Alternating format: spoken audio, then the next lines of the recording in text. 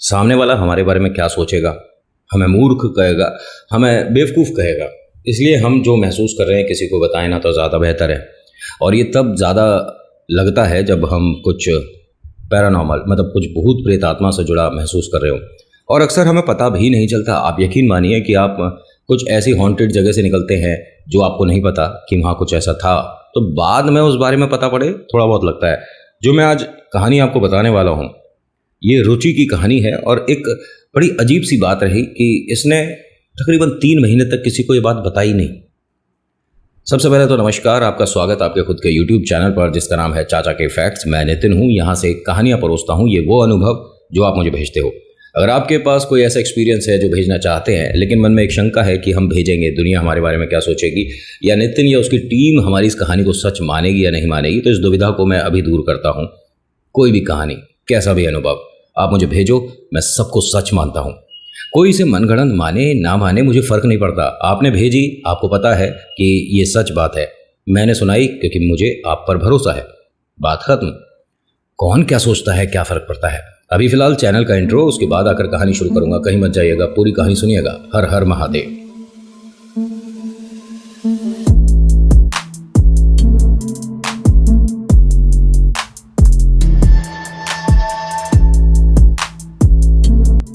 कहानी शुरू करने से पहले एक रिक्वेस्ट है कि पसंद आती है तो please hit the like button. कुछ कहना चाहते हैं तो कमेंट ज़रूर करिएगा, लिखिएगा जय श्री राम, आपका नाम, आपकी जगह, कहाँ से आप ये वीडियो देख रहे हो, और सब्सक्राइब कर लीजिएगा अगर आपको उचित लगा तो।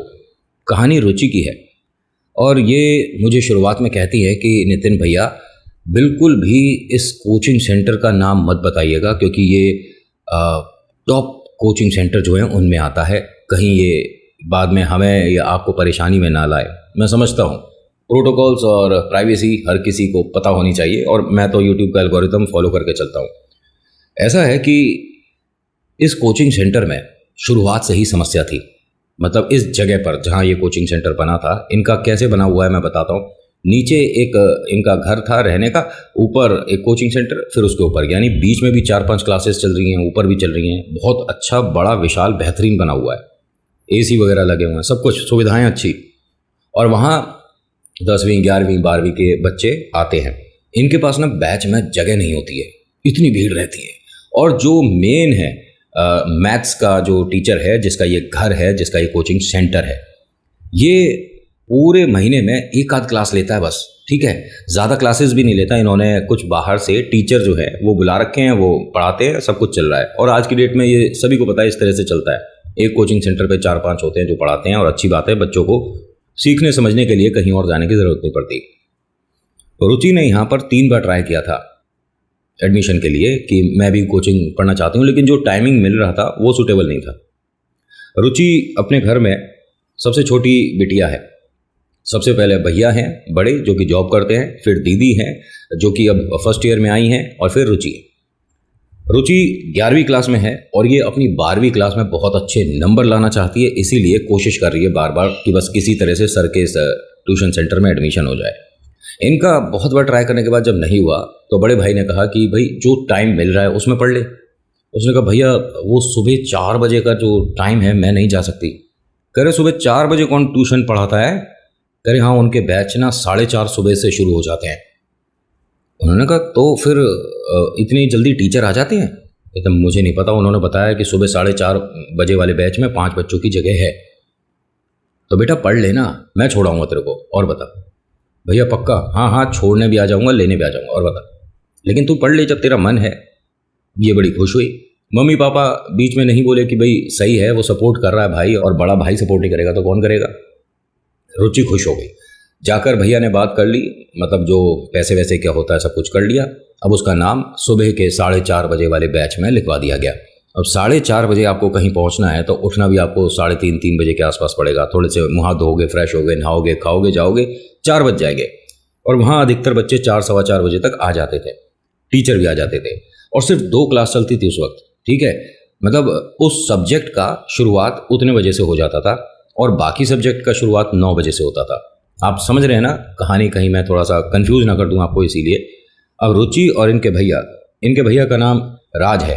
ठीक है, राज ने रुचि को पहले दिन जब ड्रॉप किया तो कहता है कि एक काम करता हूँ, तेरा 1 घंटे का है ना, तो मैं सामने ग्राउंड है, इसमें थोड़े से जब तक चक्कर लगा लेता हूँ, थोड़ा वर्कआउट हो जाएगा मेरा भी। उसने कहा भैया बहुत अच्छी बात है।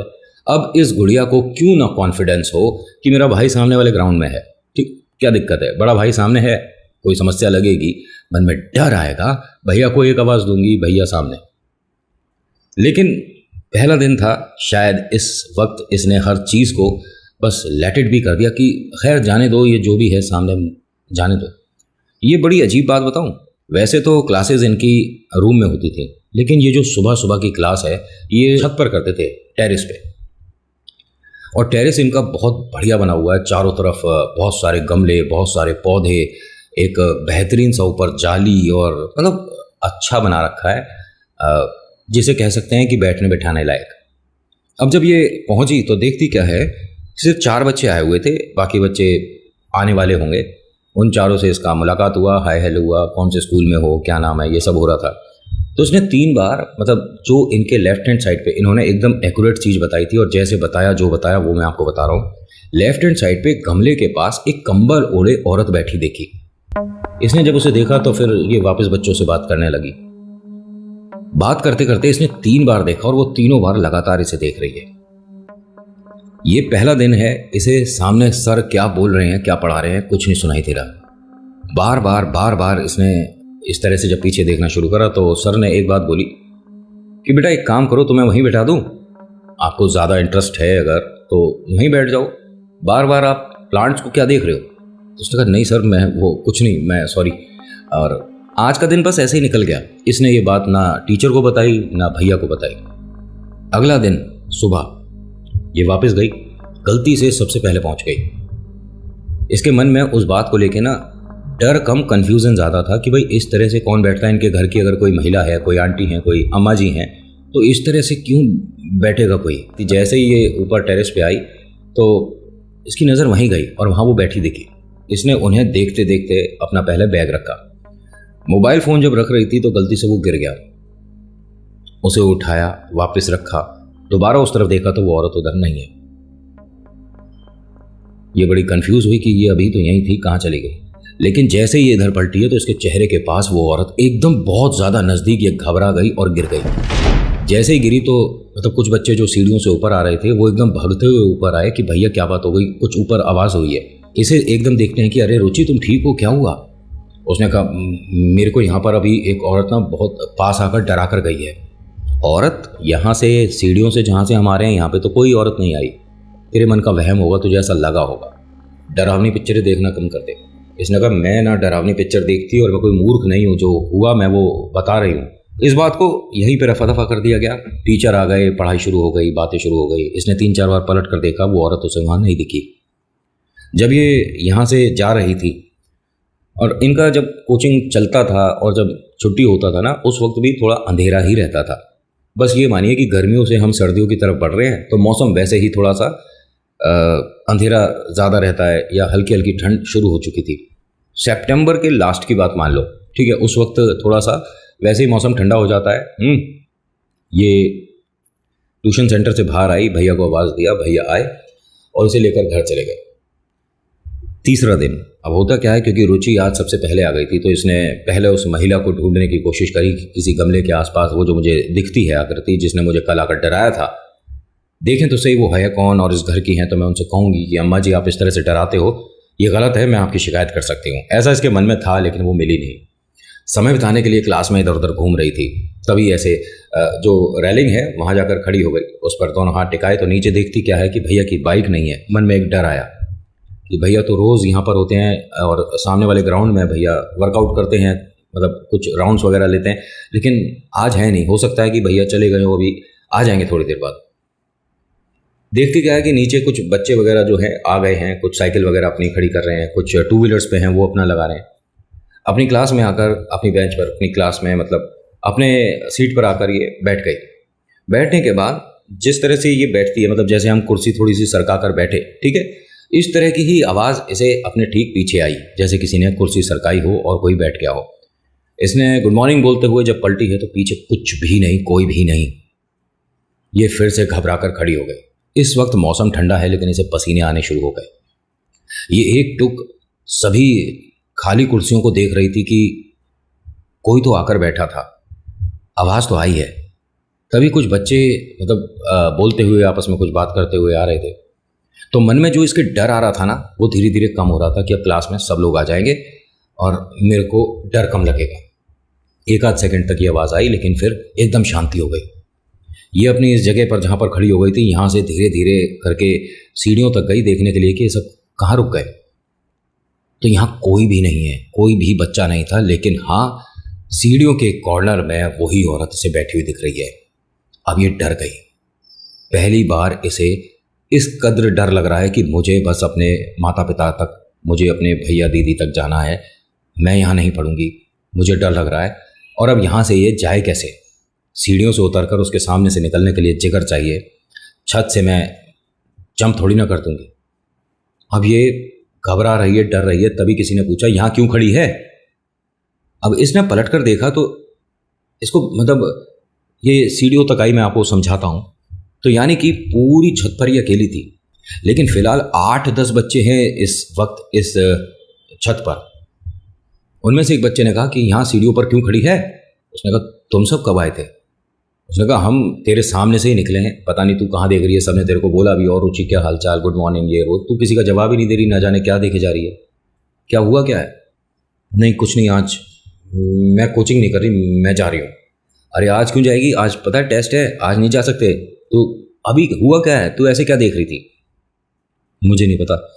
अब ये यहाँ से रेलिंग तक वापस आई, देखती क्या है कि भैया के नीचे बाइक खड़ी है।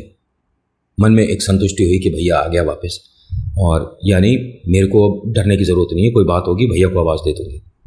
टीचर आए और पढ़ाने के बाद जब पूरा कंप्लीट हो गया सेशन, तो उसके बाद इन्होंने कहा कि बच्चों, एक चीज़ है कि हम कुछ दिन के लिए, 2-1 दिन के लिए नीचे वाले जो रूम्स है ना, उसमें पढ़ेंगे, और फिलहाल छत पर कोई, हमारे घर में कोई पूजा होनी है, वो होगी। ठीक है सर। इन्होंने ये चीज़ क्लियर नहीं करी कि ये पूजा है, ये टोटका है, ये तंत्र विद्या थी, ये क्या था। क्योंकि बहुत से लोग हैं टोटके को भी पूजा बोल देते हैं कि पूजा पाठ हो रही है। भाई एक तरह से वो है भी, लेकिन अगर किसी के लिए कुछ गलत पढ़ रहे हो तो वो पूजा पाठ नहीं होता। ठीक है, मैं शायद कुछ चीज़ें अच्छे से क्लियर कर पाऊँ, इसीलिए मैं साधारण शब्दों का इस्तेमाल करता हूँ।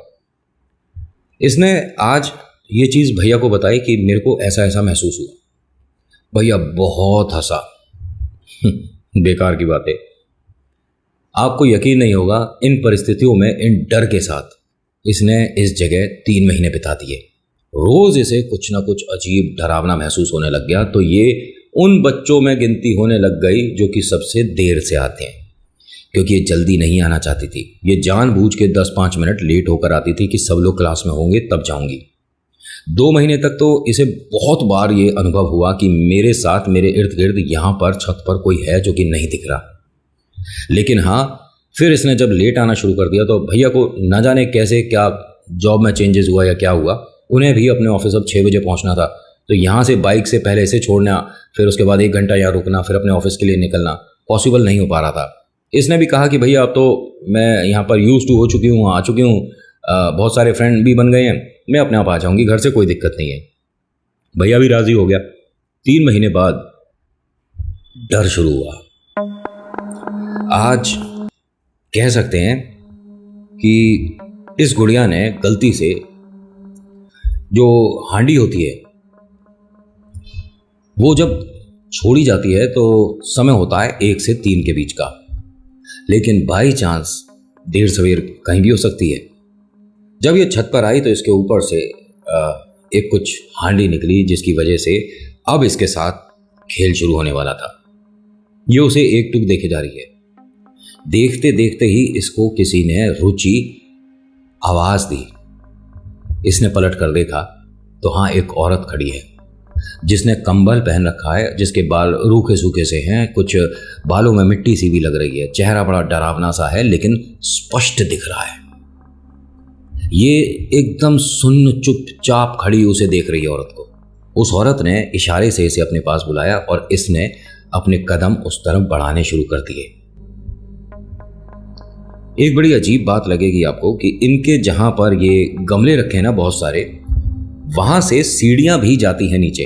एक लोहे की सीढ़ी है जहां से नीचे जाती है फ्लोर, 2nd फ्लोर पर, और वो बंद किसी वजह से किया था इन्होंने, ना जाने क्यों, लेकिन हाँ सीढ़ियाँ खुली हुई हैं। जब ये उस तरफ जा रही थी तभी किसी ने तेजी से आवाज देकर इसे डांट दिया, रुचि उधर जाने की जरूरत नहीं है। एकदम ये पलटी और देखती क्या कि सामने टीचर है। सर मैं कोई बुला रहा था। कह रहे कोई नहीं बुला रहा था, और एक काम करो, तुम बहुत बार कुछ बच्चों को अजीब अजीब बातें बता चुकी हो, मैंने किसी को देखा, मैंने कभी औरत को देखा, तुम किसी और ट्यूशन में क्यों नहीं चली जाती, यहाँ पर झूठी कहानी बना रही हो। इसने कहा नहीं सर मैं कोई झूठी कहानी नहीं बना रही, और अभी भी मुझे एक औरत दिखी है और इस तरह का उसने कंबल वगैरह पहन रखा है और उसका चेहरा ऐसा है। जिस तरह से ये बता रही थी ना, ये क्लियर थी कि मेरे मन का वहम नहीं है, मैंने जो देखा है वो साफ है, स्पष्ट है। और ये जो भाई साहब है ना, ये इस बात को इस सेंटर से बाहर नहीं ले जाना चाहते कि ये जो बता रही है किसी और को भी, क्योंकि उससे बच्चों में डर आएगा, बच्चे कम हो जाएंगे, बिजनेस कम हो जाएगा। अब जब ये इसे डांट रहे थे ना एक तरह से, वैसे देखिए टीचर अगर अपने स्टूडेंट को डांटता है कुछ समझाने के लिए तो ठीक है, लेकिन टोटके पर कवर अप करने के लिए डांट बनती नहीं है। उसे बताना चाहिए था कि यहाँ कुछ है, लेकिन आप सब डरो मत, ईश्वर हम सबके साथ है। ऐसा कुछ भी नहीं करा इस आदमी ने। उसे ही, रुचि को ही इन भाई साहब ने ये प्रूव कर दिया कि तेरे आंखों का भ्रम था, मन में वहम लेकर पढ़ाई नहीं होती है। अब जब ट्यूशन शुरू हुआ तो उसके बाद एक तरह से वो इंटरेस्ट नहीं आ रहा था इसका ट्यूशन सेंटर में, क्योंकि आज इसे काफ़ी स्पष्ट रूप से वो दिखी है औरत और उसने नाम बोला है। ट्यूशन शुरू हो चुका था। अब होता क्या है कि जब ये यहाँ से ट्यूशन ओवर हो गया, आज थोड़ा सा अंधेरा है जाते में भी, ठीक है, और मेरे ख्याल से जनवरी के आसपास की बात रही। ये सीढ़ियों से सब लोग उतर रहे थे, तो एक तो चहल पहल काफ़ी होती है बच्चों की, तो उसके अंदर आवाज़ें न जाने बहुत सारी ऐसी मिक्सअप हो जाती है कि कौन क्या बोल रहा है समझ ही नहीं आता। लेकिन आपका नाम अगर कोई भीड़ में या शोर में भी बोलेगा तो आपको सुनाई देगा, आपका ध्यान उधर ही जाएगा।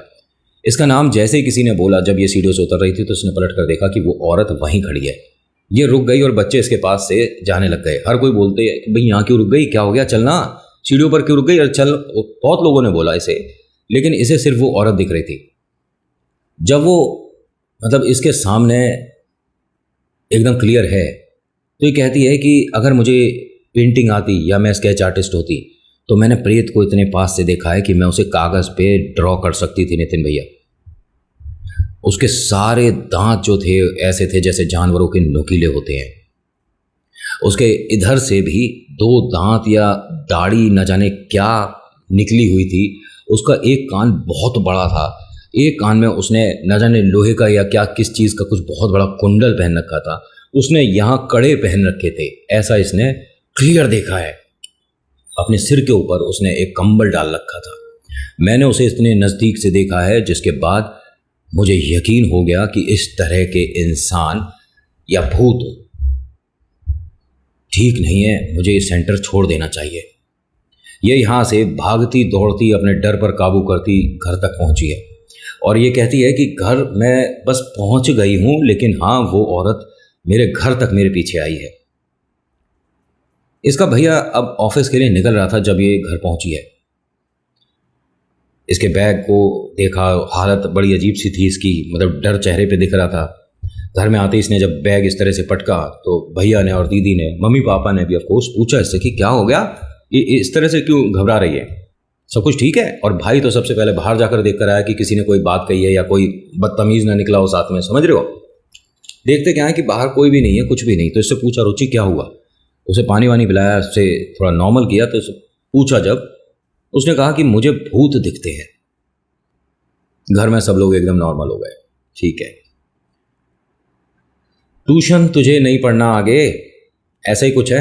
उसने कहा नहीं ट्यूशन की बात नहीं है, लेकिन हाँ वो इंसान नहीं है, उसमें से एक तो दुर्गंध बहुत आती है, बदबू आती है। उसने यहाँ तक कड़े पहन रखे हैं मम्मी, एक हाथ में पूरे यहाँ तक कड़े हैं।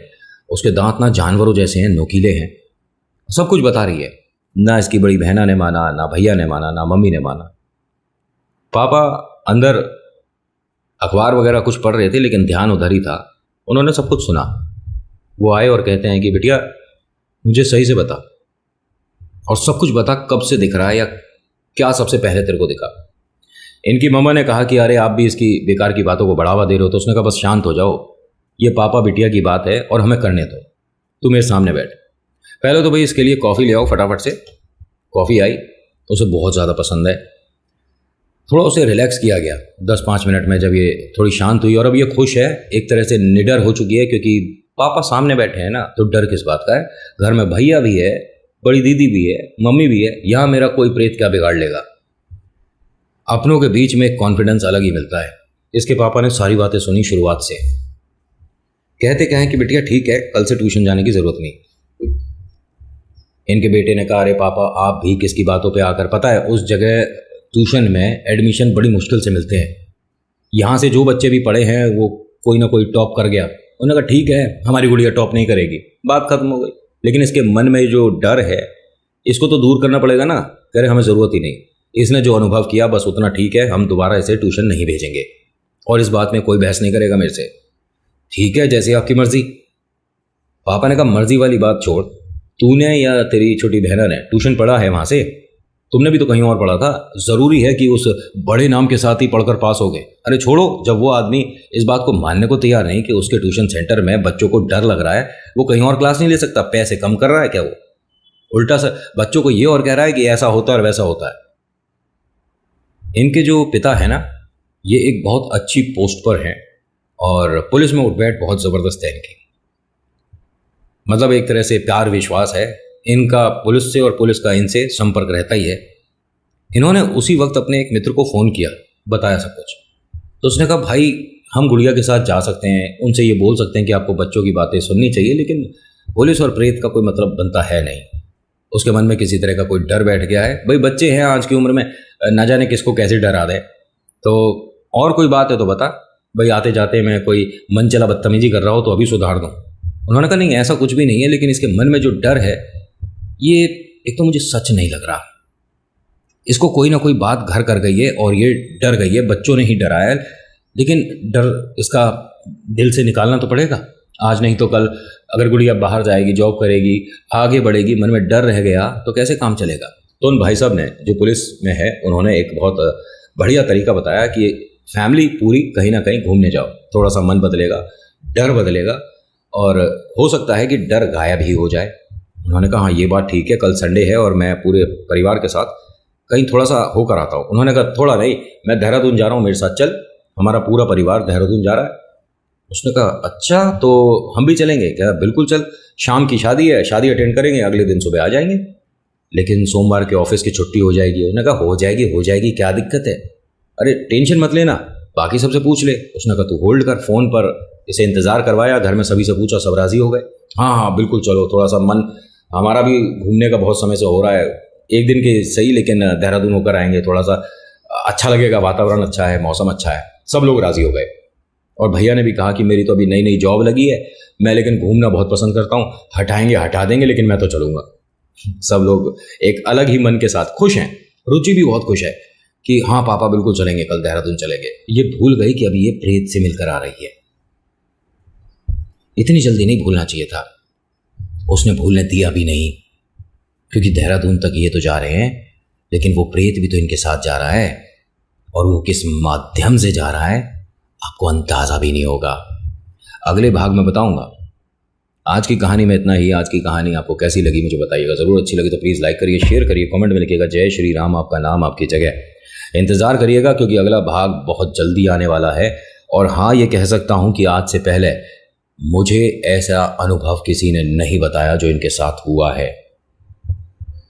आपके मन पर डर समझ आता है, आपकी यादों में कोई डर समझ आता है, लेकिन वो आपके माध्यम से सबको डराने लग जाए, बड़ा मुश्किल पड़ जाता है। So thank you so much for watching. मेरा नाम नितिन है, मुलाकात करूंगा आपसे अगली वीडियो में। हर हर महादेव, जय भोलेनाथ, धन्यवाद।